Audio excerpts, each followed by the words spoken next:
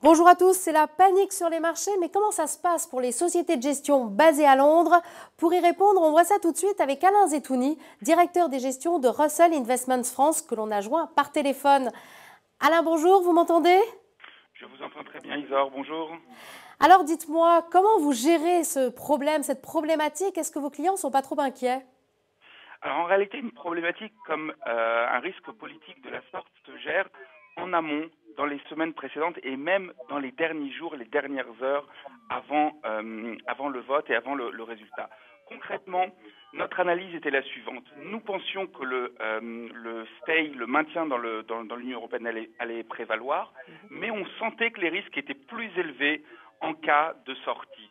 Donc on a vu un risque qui était asymétrique peut-être, c'est-à-dire que s'il continuait à rester dans l'Union européenne, on ne voyait pas les marchés continuer à progresser, alors qu'on s'attendait à une grosse baisse qui s'est produite en cas de sortie.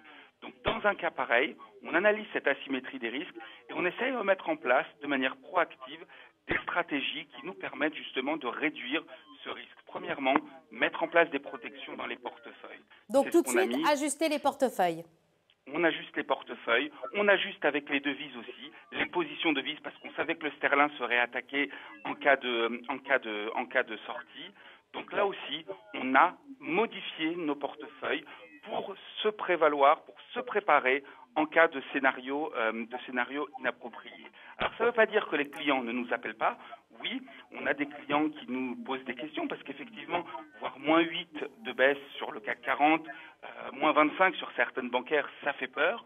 Mais n'oublions pas que nous gérons des portefeuilles qui sont très diversifiés. Et finalement, le UK, le Royaume-Uni ne perd que 4%, le Japon en euros ne perd que 3%, et les États-Unis n'ont pas encore ouvert, et finalement, ils seraient en train de perdre que, entre guillemets, 3%.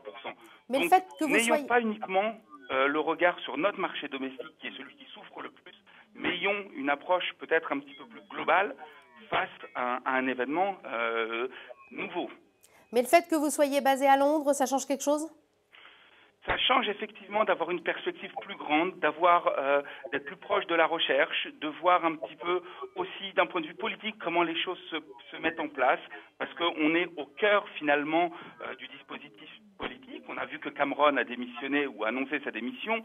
On voit que Boris Johnson est l'homme fort du côté conservateur. Donc avoir le regard sur la politique domestique et la politique britannique est un avantage certain pour comprendre un petit peu ce qui se passe derrière ce vote et ce qui va se passer dans les prochaines semaines. Alain, merci. Merci à vous, bonne journée.